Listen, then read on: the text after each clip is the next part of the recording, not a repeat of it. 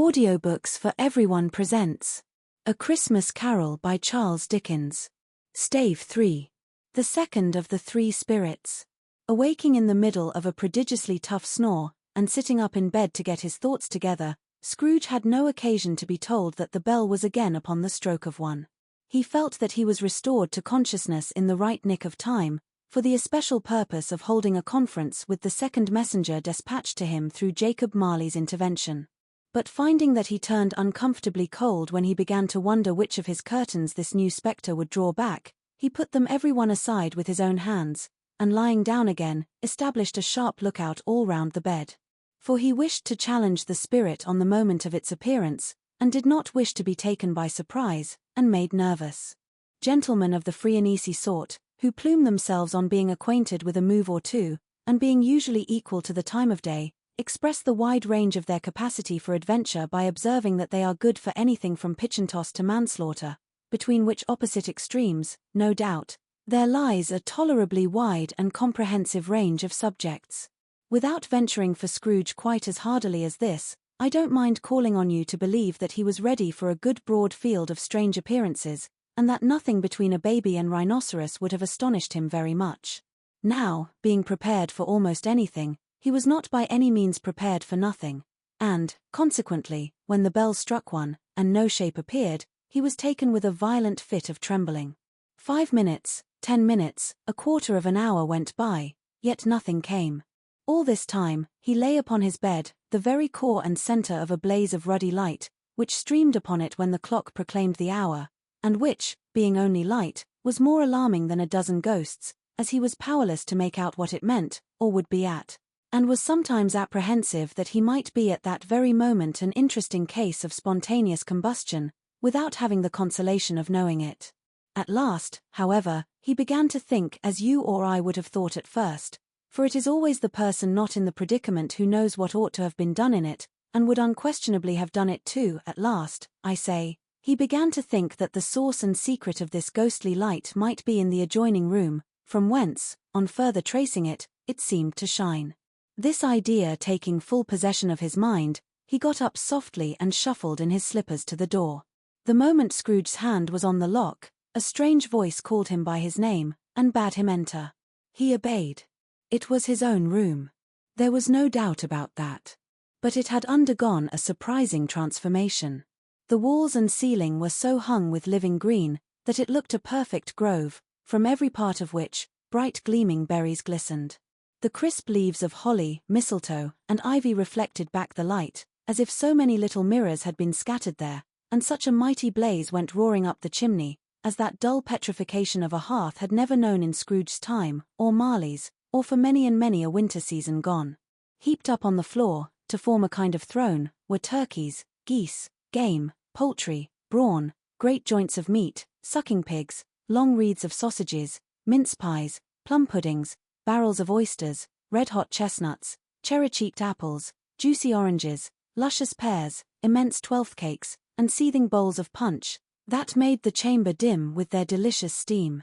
In easy state upon this couch, there sat a jolly giant, glorious to see, who bore a glowing torch, in shape not unlike Plenty's horn, and held it up, high up, to shed its light on Scrooge, as he came peeping round the door. "Come in," exclaimed the ghost. "Come in, and know me better, man." Scrooge entered timidly, and hung his head before this spirit. He was not the dogged Scrooge he had been, and though the spirit's eyes were clear and kind, he did not like to meet them. "I am the ghost of Christmas present," said the spirit. "Look upon me." Scrooge reverently did so. It was clothed in one simple green robe, or mantle, bordered with white fur. This garment hung so loosely on the figure, that its capacious breast was bare, as if disdaining to be warded or concealed by any artifice. Its feet, observable beneath the ample folds of the garment, were also bare, and on its head it wore no other covering than a holly wreath, set here and there with shining icicles. Its dark brown curls were long and free as its genial face, its sparkling eye, its open hand, its cheery voice, its unconstrained demeanor, and its joyful air. Girded round its middle was an antique scabbard, but no sword was in it, and the ancient sheath was eaten up with rust. Scrooge's third visitor. "You have never seen the like of me before," exclaimed the spirit. "Never," Scrooge made answer to it. "Have never walked forth with the younger members of my family, meaning, for I am very young, my elder brothers born in these later years," pursued the phantom. "I don't think I have," said Scrooge. "I am afraid I have not." "Have you had many brothers, spirit?" "More than 1800, said the ghost. "A tremendous family to provide for," muttered Scrooge. The ghost of Christmas present rose. "Spirit," said Scrooge submissively, "conduct me where you will. I went forth last night on compulsion, and I learnt a lesson which is working now. Tonight, if you have aught to teach me, let me profit by it. Touch my robe." Scrooge did as he was told, and held it fast. Holly, mistletoe, red berries, ivy, turkeys, geese, game, poultry, brawn, meat, pigs, sausages, oysters, pies, puddings, fruit, and punch, all vanished instantly. So did the room, the fire, the ruddy glow, the hour of night, and they stood in the city streets on Christmas morning, where, for the weather was severe, the people made a rough, but brisk and not unpleasant kind of music, in scraping the snow from the pavement in front of their dwellings, and from the tops of their houses, whence it was mad delight to the boys to see it come plumping down into the road below, and splitting into artificial little snowstorms. The house fronts looked black enough, and the windows blacker, contrasting with the smooth white sheet of snow upon the roofs, and with the dirtier snow upon the ground, which last deposit had been ploughed up in deep furrows by the heavy wheels of carts and wagons, furrows that crossed and recrossed each other hundreds of times where the great streets branched off, and made intricate channels, hard to trace in the thick yellow mud and icy water. The sky was gloomy, and the shortest streets were choked up with a dingy mist, half thawed, half frozen, whose heavier particles descended in a shower of sooty atoms, as if all the chimneys in Great Britain had, by one consent, caught fire, and were blazing away to their dear hearts' content. There was nothing very cheerful in the climate or the town, and yet was there an air of cheerfulness abroad that the clearest summer air and brightest summer sun might have endeavored to diffuse in vain. For, the people who were shoveling away on the housetops were jovial and full of glee, calling out to one another from the parapets, and now and then exchanging a facetious snowball, better-natured missile far than many a wordy jest, laughing heartily if it went right and not less heartily if it went wrong. The poulterers' shops were still half open, and the fruiterers were radiant in their glory. There were great, round, pot-bellied baskets of chestnuts, shaped like the waistcoats of jolly old gentlemen, lolling at the doors, and tumbling out into the street in their apoplectic opulence. There were ruddy, brown-faced, broad-girthed Spanish onions, shining in the fatness of their growth like Spanish friars, and winking from their shelves in wanton slyness at the girls as they went by, and glanced demurely at the hung-up mistletoe. There were pears and apples, clustered high in blooming pyramids. There were bunches of grapes, made, in the shopkeeper's benevolence to dangle from conspicuous hooks, that people's mouths might water gratis as they passed. There were piles of filberts, mossy and brown, recalling, in their fragrance, ancient walks among the woods, and pleasant shufflings ankle-deep through withered leaves. There were Norfolk biffins, squat and swarthy, setting off the yellow of the oranges and lemons, and, in the great compactness of their juicy persons, urgently entreating and beseeching to be carried home in paper bags and eaten after dinner. The very gold and silver fish, set forth among these choice fruits in a bowl, though members of a dull and stagnant-blooded race, appeared to know that there was something going on, and, to a fish, went gasping round and round their little world in slow and passionless excitement. The grocers. Oh, the grocers! Nearly closed, with perhaps 2 shutters down, or 1, but through those gaps such glimpses. It was not alone that the scales descending on the counter made a merry sound, or that the twine and roller parted company so briskly, or that the canisters were rattled up and down like juggling tricks, or even that the blended scents of tea and coffee were so grateful to the nose, or even that the raisins were so plentiful and rare, the almonds so extremely white, the sticks of cinnamon so long and straight, the other spices so delicious, the candied fruits so caked and spotted with molten sugar as to make the coldest lookers-on feel faint and subsequently bilious. Nor was it that the figs were moist and pulpy, or that the French plums blushed in modest tartness from their highly decorated boxes, or that everything was good to eat and in its Christmas dress, but the customers were all so hurried and so eager in the hopeful promise of the day, that they tumbled up against each other at the door, crashing their wicker baskets wildly, and left their purchases upon the counter, and came running back to fetch them, and committed hundreds of the like mistakes. In the best humor possible, while the grocer and his people were so frank and fresh that the polished hearts with which they fastened their aprons behind might have been their own, worn outside for general inspection, and for Christmas doors to peck at if they chose. But soon the steeples called good people all, to church and chapel, and away they came, flocking through the streets in their best clothes, and with their gayest faces. And at the same time there emerged from scores of by-streets, lanes, and nameless turnings, innumerable people, carrying their dinners to the bakers' shops. The sight of these poor revellers appeared to interest the spirit very much, for he stood with Scrooge beside him in a baker's doorway, and taking off the covers as their bearers passed, sprinkled incense on their dinners from his torch. And it was a very uncommon kind of torch, for once or twice when there were angry words between some dinner carriers who had jostled each other, he shed a few drops of water on them from it, and their good humor was restored directly. For they said, it was a shame to quarrel upon Christmas Day. And so it was. God love it, so it was. In time the bells ceased, and the bakers were shut up, and yet there was a genial shadowing forth of all these dinners and the progress of their cooking, in the thawed blotch of wet above each baker's oven, where the pavement smoked as if its stones were cooking too. Is there a peculiar flavor in what you sprinkle from your torch? Asked Scrooge. There is. My own. Would it apply to any kind of dinner on this day? Asked Scrooge. To any kindly given. To a poor one most. Why to a poor one most? Asked Scrooge. Because it needs it most. Spirit, said Scrooge, after a moment's thought, I wonder you, of all the beings in the many worlds about us, should desire to cramp these people's opportunities of innocent enjoyment. I, cried the spirit. You would deprive them of their means of dining every 7th day, often the only day on which they can be said to dine at all, said Scrooge. Wouldn't you? I, cried the spirit. You seek to close these places on the 7th day, said Scrooge. And it comes to the same thing. I seek, exclaimed the spirit. Forgive me if I am wrong. It has been done in your name, or at least in that of your family, said Scrooge.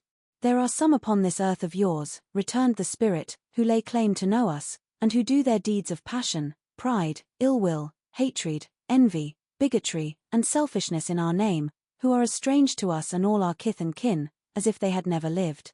Remember that, and charge their doings on themselves, not us.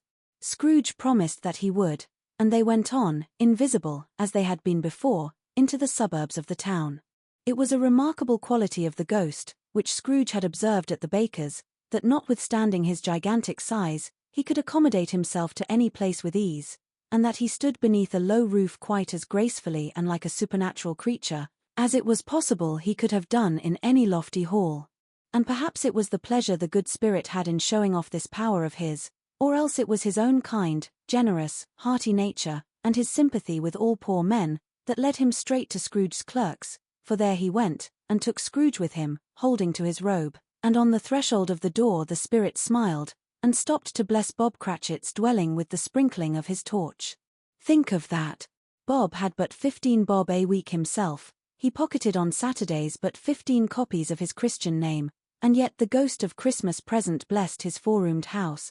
Then up rose Mrs. Cratchit, Cratchit's wife, dressed out but poorly in a twice-turned gown, but brave in ribbons, which are cheap and make a goodly show for 6pence, and she laid the cloth, assisted by Belinda Cratchit, second of her daughters, also brave in ribbons, while Master Peter Cratchit plunged a fork into the saucepan of potatoes, and getting the corners of his monstrous shirt collar, Bob's private property, conferred upon his son and heir in honor of the day, into his mouth.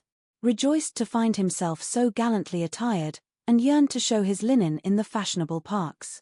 And now 2 smaller Cratchits, boy and girl, came tearing in, screaming that outside the baker's they had smelt the goose, and known it for their own, and basking in luxurious thoughts of sage and onion, these young Cratchits danced about the table, and exalted Master Peter Cratchit to the skies, while he, not proud, although his collars nearly choked him, blew the fire, until the slow potatoes bubbling up, knocked loudly at the saucepan lid to be let out and peeled. What has ever got your precious father then? Said Mrs. Cratchit. And your brother, Tiny Tim, and Martha worn tea as late last Christmas Day by half an hour? Here's Martha, mother, said a girl, appearing as she spoke. Here's Martha, mother, cried the 2 young Cratchits. Hurrah! There's such a goose, Martha. Why, bless your heart alive, my dear, how late you are, said Mrs. Cratchit, kissing her a dozen times, and taking off her shawl and bonnet for her with officious zeal. We'd a deal of work to finish up last night, replied the girl, and had to clear away this morning, mother. Well, never mind so long as you are come, said Mrs. Cratchit. Sit ye down before the fire, my dear, and have a warm, Lord bless ye. No, no. There's father coming, cried the two young Cratchits, who were everywhere at once. Hide, Martha, hide.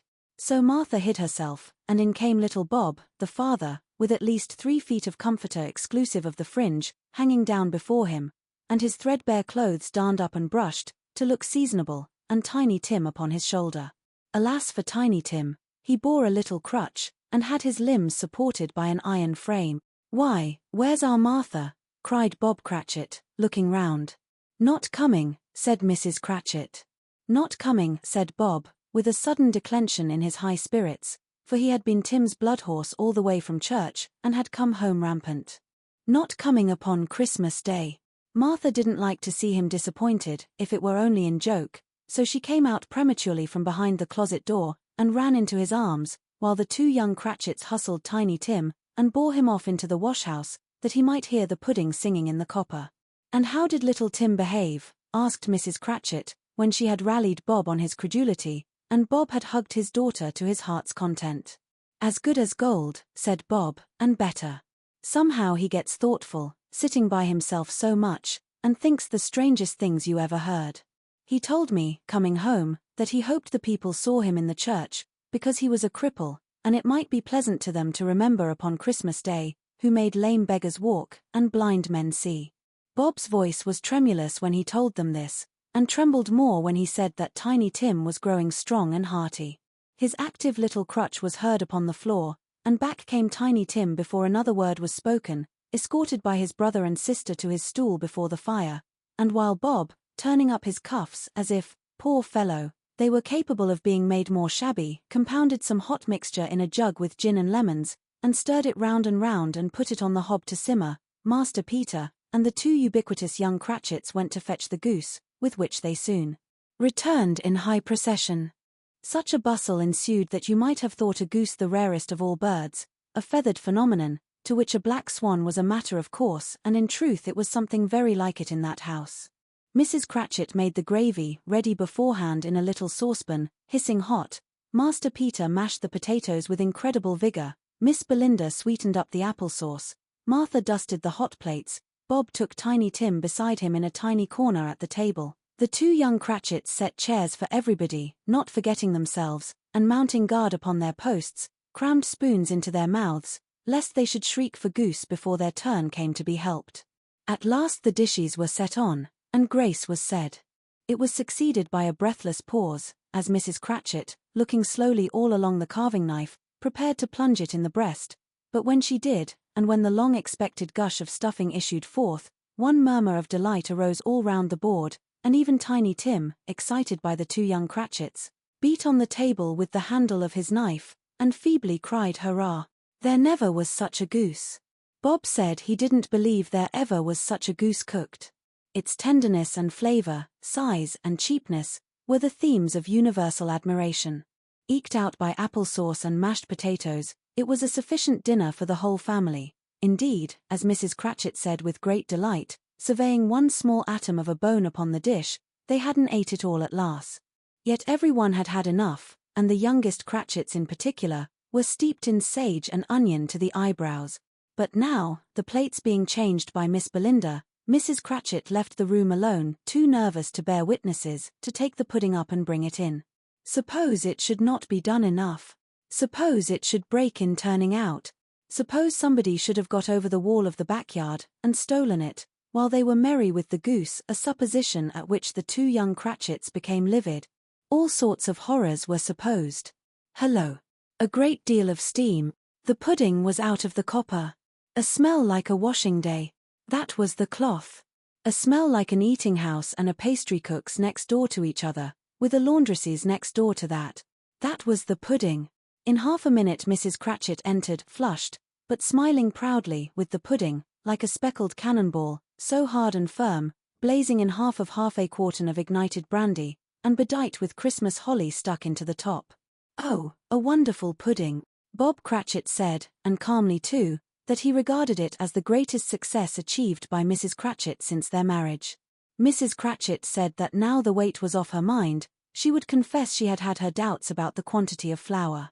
Everybody had something to say about it, but nobody said or thought it was at all a small pudding for a large family. It would have been flat heresy to do so. Any Cratchit would have blushed to hint at such a thing. At last the dinner was all done, the cloth was cleared, the hearth swept, and the fire made up. The compound in the jug being tasted, and considered perfect, apples and oranges were put upon the table, and a shovelful of chestnuts on the fire. Then all the Cratchit family drew round the hearth, in what Bob Cratchit called a circle, meaning half a one, and at Bob Cratchit's elbow stood the family display of glass. 2 tumblers, and a custard cup without a handle. These held the hot stuff from the jug, however, as well as golden goblets would have done, and Bob served it out with beaming looks, while the chestnuts on the fire sputtered and cracked noisily. Then Bob proposed, "A Merry Christmas to us all, my dears. God bless us," which all the family re-echoed. "God bless us every one," said Tiny Tim, the last of all. He sat very close to his father's side upon his little stool. Bob held his withered little hand in his, as if he loved the child, and wished to keep him by his side, and dreaded that he might be taken from him. "Spirit," said Scrooge, with an interest he had never felt before, "tell me if Tiny Tim will live." "I see a vacant seat," replied the ghost, "in the poor chimney corner, and a crutch without an owner, carefully preserved. If these shadows remain unaltered by the future, the child will die." "No, no," said Scrooge. "Oh, no, kind spirit. Say he will be spared. If these shadows remain unaltered by the future, none other of my race," returned the ghost, "will find him here. What then? If he be like to die, he had better do it, and decrease the surplus population." Scrooge hung his head to hear his own words quoted by the spirit, and was overcome with penitence and grief. "Man," said the ghost, "if man you be in heart, not adamant, forbear that wicked cant until you have discovered what the surplus is, and where it is. Will you decide what men shall live, what men shall die? It may be, that in the sight of heaven, you are more worthless and less fit to live than millions like this poor man's child. O God! To hear the insect on the leaf pronouncing on the too much life among his hungry brothers in the dust." Scrooge bent before the ghost's rebuke, and trembling cast his eyes upon the ground. But he raised them speedily, on hearing his own name. "Mr. Scrooge," said Bob, "I'll give you Mr. Scrooge, the founder of the feast." "The founder of the feast, indeed," cried Mrs. Cratchit, reddening. "I wish I had him here. I'd give him a piece of my mind to feast upon, and I hope he'd have a good appetite for it." "My dear," said Bob, "the children." "Christmas Day." "It should be Christmas Day, I am sure," said she, "on which one drinks the health of such an odious, stingy, hard, unfeeling man as Mr. Scrooge. You know he is, Robert.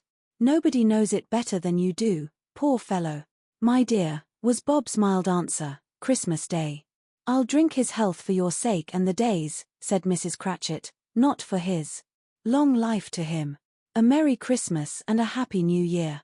He'll be very merry and very happy, I have no doubt." The children drank the toast after her. It was the first of their proceedings which had no heartiness. Tiny Tim drank it last of all, but he didn't care twopence for it. Scrooge was the ogre of the family. The mention of his name cast a dark shadow on the party, which was not dispelled for full 5 minutes. After it had passed away, they were 10 times merrier than before, from the mere relief of Scrooge the baleful being done with. Bob Cratchit told them how he had a situation in his eye for Master Peter, which would bring in, if obtained, full 5 and 6pence weekly. The 2 young Cratchits laughed tremendously at the idea of Peter's being a man of business, and Peter himself looked thoughtfully at the fire from between his collars, as if he were deliberating what particular investments he should favor when he came into the receipt of that bewildering income. Martha, who was a poor apprentice at a milliner's, then told them what kind of work she had to do, and how many hours she worked at a stretch, and how she meant to lie abed tomorrow morning for a good long rest, tomorrow being a holiday she passed at home. Also how she had seen a countess and a lord some days before, and how the lord was much about as tall as Peter, at which Peter pulled up his collars so high that you couldn't have seen his head if you had been there. All this time the chestnuts and the jug went round, and by they had a song, about a lost child travelling in the snow, from Tiny Tim, who had a plaintive little voice, and sang it very well indeed. There was nothing of high mark in this. They were not a handsome family, they were not well dressed, their shoes were far from being waterproof, their clothes were scanty, and Peter might have known, and very likely did, the inside of a pawnbroker's. But they were happy, grateful, pleased with one another, and contented with the time, and when they faded, and looked happier yet in the bright sprinklings of the spirit's torch at parting, Scrooge had his eye upon them, and especially on Tiny Tim, until the last. By this time it was getting dark, and snowing pretty heavily, and as Scrooge and the spirit went along the streets, the brightness of the roaring fires in kitchens, parlors, and all sorts of rooms, was wonderful. Here, the flickering of the blaze showed preparations for a cozy dinner, with hot plates baking through and through before the fire, and deep red curtains, ready to be drawn to shut out cold and darkness. There all the children of the house were running out into the snow to meet their married sisters, brothers, cousins, uncles, aunts, and be the first to greet them. Here, again, were shadows on the window blind of guests assembling, and there a group of handsome girls, all hooded and fur-booted, and all chattering at once, tripped lightly off to some near neighbor's house, where, woe upon the single man who saw them enter, artful witches, well they knew it in a glow. But, if you had judged from the numbers of people on their way to friendly gatherings, you might have thought that no one was at home to give them welcome when they got there, instead of every house expecting company, and piling up its fires half-chimney high. Blessings on it, how the ghost exulted! How it bared its breadth of breast, and opened its capacious palm, and floated on, outpouring, with a generous hand, its bright and harmless mirth on everything within its reach. The very lamplighter, who ran on before, dotting the dusky street with specks of light, and who was dressed to spend the evening somewhere, laughed out loudly as the spirit passed, though little kenned the lamplighter that he had any company but Christmas. And now, without a word of warning from the ghost, they stood upon a bleak and desert moor, where monstrous masses of rude stone were cast about, as though it were the burial place of giants, and water spread itself wheresoever it listed, or would have done so, but for the frost that held it prisoner, and nothing grew but moss and furze, and coarse rank grass. Down in the west the setting sun had left a streak of fiery red, which glared upon the desolation for an instant, like a sullen eye, and frowning lower, lower, lower yet, was lost in the thick gloom of darkest night. "What place is this?" asked Scrooge. "A place where miners live, who labor in the bowels of the earth," returned the spirit. "But they know me. See." A light shone from the window of a hut, and swiftly they advanced towards it. Passing through the wall of mud and stone, they found a cheerful company assembled round a glowing fire. An old man and woman, with their children and their children's children, and another generation beyond that, all decked out gaily in their holiday attire. The old man, in a voice that seldom rose above the howling of the wind upon the barren waste, was singing them a Christmas song. It had been a very old song when he was a boy, and from time to time they all joined in the chorus. So surely as they raised their voices, the old man got quite blithe and loud, and so surely as they stopped, his vigor sank again. The spirit did not tarry here, but bade Scrooge hold his robe, and passing on above the moor, sped whither? Not to sea. To sea. To Scrooge's horror, looking back, he saw the last of the land, a frightful range of rocks, behind them, and his ears were deafened by the thundering of water, as it rolled and roared, and raged among the dreadful caverns it had worn, and fiercely tried to undermine the earth. Built upon a dismal reef of sunken rocks, some league or so from shore, on which the waters chafed and dashed, the wild year through, there stood a solitary lighthouse. Great heaps of seaweed clung to its base, and storm birds, born of the wind one might suppose, as seaweed of the water rose and fell about it, like the waves they skimmed. But even here, two men who watched the light had made a fire, that through the loophole in the thick stone wall shed out a ray of brightness on the awful sea. Joining their horny hands over the rough table at which they sat, they wished each other Merry Christmas in their can of grog, and one of them, the elder, too, with his face all damaged and scarred with hard weather, as the figurehead of an old ship might be, struck up a sturdy song that was like a gale in itself. Again the ghost sped on, above the black and heaving sea, on, until, being far away, as he told Scrooge, from any shore, they lighted on a ship. They stood beside the helmsman at the wheel, the lookout in the bow, the officers who had the watch, dark, ghostly figures in their several stations, but every man among them hummed a Christmas tune, or had a Christmas thought, or spoke below his breath to his companion of some bygone Christmas day, with homeward hopes belonging to it.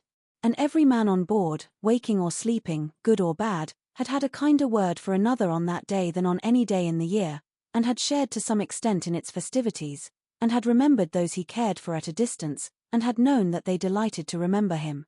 It was a great surprise to Scrooge, while listening to the moaning of the wind, and thinking what a solemn thing it was to move on through the lonely darkness over an unknown abyss, whose depths were secrets as profound as death. It was a great surprise to Scrooge, while thus engaged, to hear a hearty laugh. It was a much greater surprise to Scrooge to recognize it as his own nephew's and to find himself in a bright, dry, gleaming room, with the Spirit standing smiling by his side, and looking at that same nephew with approving affability. "Ha, ha," laughed Scrooge's nephew. "Ha, ha, ha. If you should happen, by any unlikely chance, to know a man more blessed in a laugh than Scrooge's nephew, all I can say is, I should like to know him too. Introduce him to me, and I'll cultivate his acquaintance. It is a fair, even-handed, noble adjustment of things, that while there is infection in disease and sorrow, there is nothing in the world so irresistibly contagious as laughter and good humor." When Scrooge's nephew laughed in this way, holding his sides, rolling his head, and twisting his face into the most extravagant contortions, Scrooge's niece, by marriage, laughed as heartily as he. And their assembled friends, being not a bit behindhand, roared out lustily. "Ha, ha, ha, ha, ha, ha. He said that Christmas was a humbug, as I live," cried Scrooge's nephew. "He believed it too." "More shame for him, Fred," said Scrooge's niece, indignantly. "Bless those women, they never do anything by halves. They are always in earnest." She was very pretty, exceedingly pretty, with a dimpled, surprised-looking, capital face, a ripe little mouth, that seemed made to be kissed, as no doubt it was, all kinds of good little dots about her chin, that melted into one another when she laughed, and the sunniest pair of eyes you ever saw in any little creature's head. Altogether she was what you would have called provoking, you know, but satisfactory, too. "Oh, perfectly satisfactory. He's a comical old fellow," said Scrooge's nephew, "that's the truth, and not so pleasant as he might be. However, his offences carry their own punishment, and I have nothing to say against him." "I'm sure he is very rich, Fred," hinted Scrooge's niece. "At least you always tell me so." "What of that, my dear?" said Scrooge's nephew. "His wealth is of no use to him. He don't do any good with it. He don't make himself comfortable with it.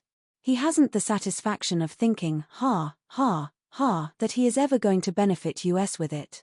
"I have no patience with him," observed Scrooge's niece.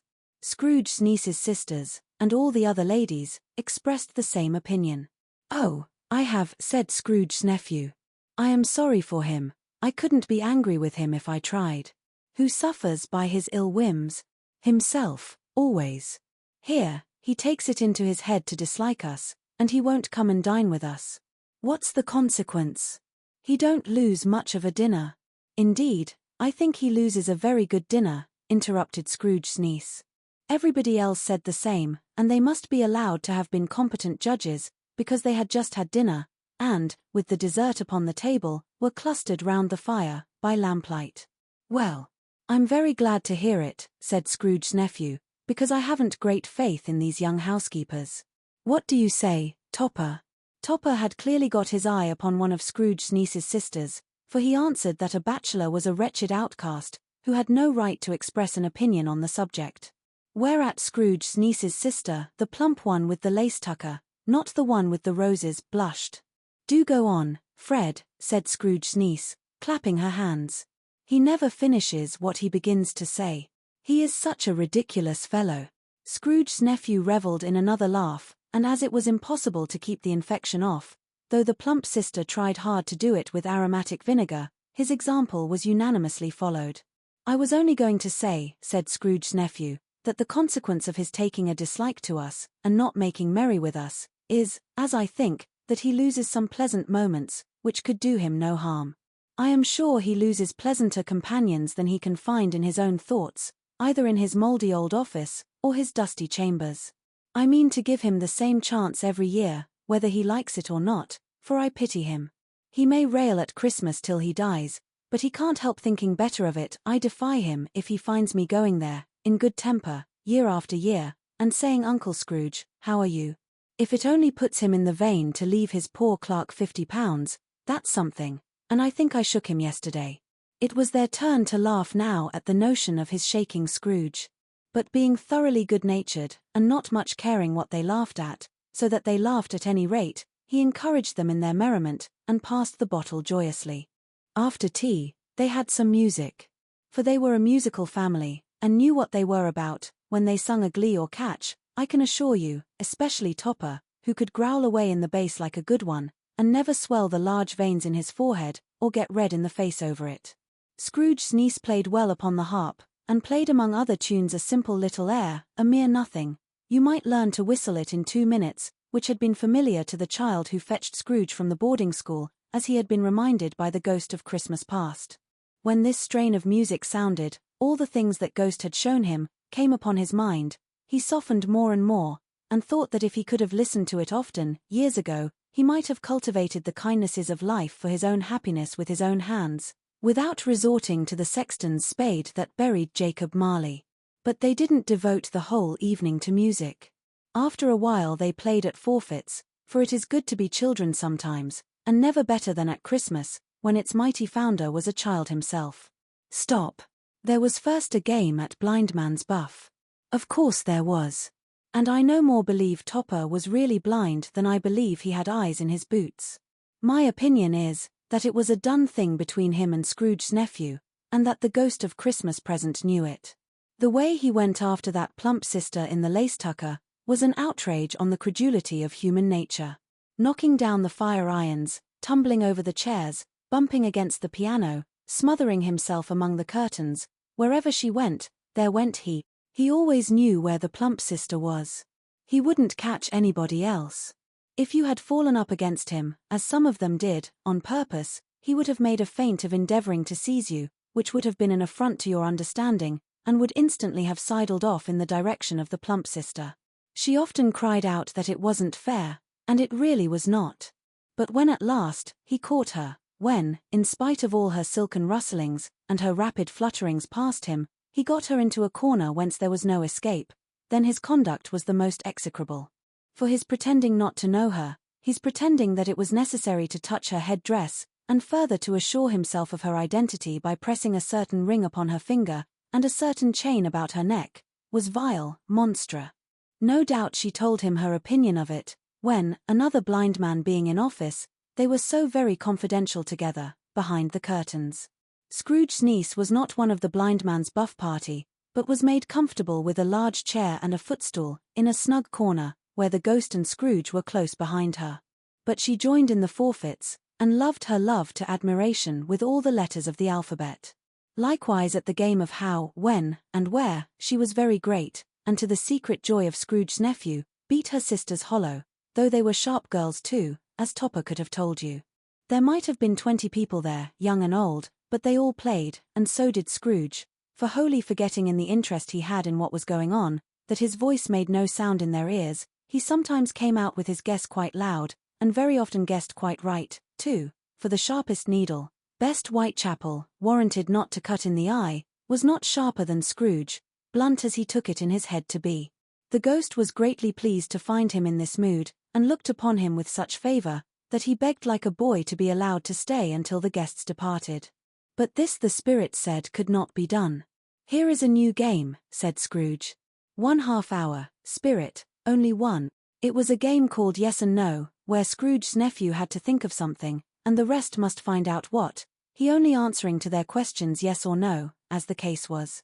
The brisk fire of questioning to which he was exposed, elicited from him that he was thinking of an animal, a live animal, rather a disagreeable animal, a savage animal, an animal that growled and grunted sometimes, and talked sometimes, and lived in London, and walked about the streets, and wasn't made a show of, and wasn't led by anybody, and didn't live in a menagerie, and was never killed in a market, and was not a horse, or an ass, or a cow, or a bull, or a tiger, or a dog, or a pig, or a cat, or a bear.